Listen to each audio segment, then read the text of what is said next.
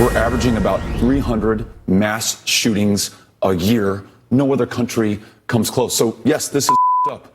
And if we don't call it out for what it is, if we're not able to speak clearly, if we're not able to act decisively, then we will continue to have this kind of bloodshed in America. And I cannot accept that.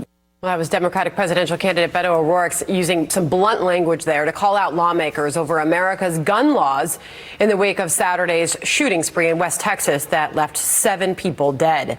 This as Democratic leaders urge Senate Majority Leader Mitch McConnell to take up gun control legislation. Alex Vogel is a former general counsel for the National Republican Senatorial Committee and former deputy counsel for the Republican National Committee. Joel Rubin worked in the Obama State Department and was a senior aide to former Senator Tom Harkin. Good morning to both of you, Alex and Joel, and thank you for being here. Good morning. Good morning. Alex, I'll start with you first. What sort of appetite is there within the Republican Party for some sort of change to our gun control laws? Well, both President Trump and Leader McConnell have made clear this is a conversation that's going to come up in the Senate as soon as they come back. The question as to appetite, I think, is not one of whether or not they're willing to have that conversation. To me, in order for that to be a productive conversation, the question is whether that will be a political conversation or whether that will be a policy conversation. Joel, so how do you do that? If we can limit this debate, that can be productive. So how do you do that, Joel? How do you have a productive debate? Where are you willing to come to the table with Republicans? Sure. What is it that your party is asking for? Sure. Well, first you have to actually have a debate, and Leader McConnell blew it when he didn't bring the Senate back in a month ago after the shootings in El Paso and Dayton. So now here we are again. This is a repetitive cycle in this country. We have seen mass shootings and gun violence not stop under Mitch McConnell's leadership, nor under President Trump. So Democrats have passed bills in the House.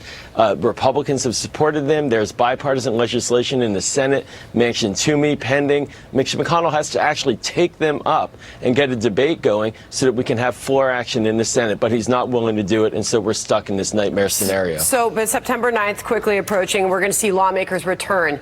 But Alex, to Joel's point, we did hear from Senator Mitch McConnell. He did promise a Senate debate, but then everybody went home to their home districts, and this debate sort of seemed to fade away. Now we have 7 people dead after another shooting. So when lawmakers return, what sort of action do you see taking place? Because here was the latest from President Trump.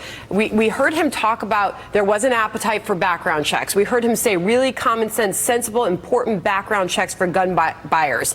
And that did seem to please some Democrats who were willing, who saw him willing to come to the table on this issue. But then we heard the president say this. If you look at the last 4 or 5, going back even 5 or 6 or 7 years, for the most part, as strong as you make your background checks, they would not have stopped any of it. So it's a big problem. It's a mental problem. It's a big problem. So, Alex, we're left wondering where he stands on background checks, because there seems to be a couple different stories happening there.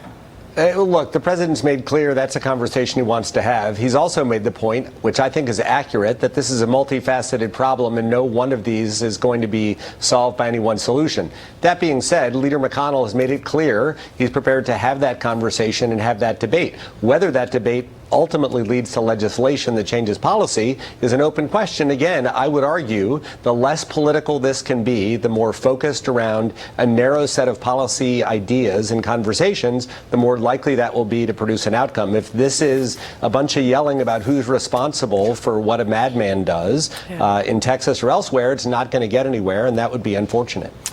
You know, I'll end, Joel, by looking at this latest Quinnipiac survey. This is from August on gun reform proposals. When we do talk about the appetite, here's how those responded. Background checks, 93% of them support that. Gun purchase license, 82%. Red flag laws, which we've heard Republicans talk about, 80%. Assault weapons ban, 60%. So how optimistic are you when lawmakers return that something can and will get done. Final thoughts. Yes, Sandra, you're pointing out some really great numbers there. This is not radical to have gun safety legislation move into Congress. The problem is that Mitch McConnell doesn't want to debate. He's not leaving any room for a discussion in the Senate and forcing all of us to argue at each other when we see overwhelming American support for gun control legislation, gun violence prevention, background checks. He needs to move. All right, I want to let Alex have the last word there. Go ahead, Alex. Look, Leader McConnell has said they're going to have this debate. I think we should take him at his word, and we'll see how that debate goes. And as long as it's an actual debate about those issues and not Beto talking about taking everyone's gun away, then I think that can be productive. Well, this is just a slice of the debate that is happening across the country. We'll see where it goes when lawmakers return. Thank you to both of you for coming on the program this morning. Appreciate it. Thanks. Thank you.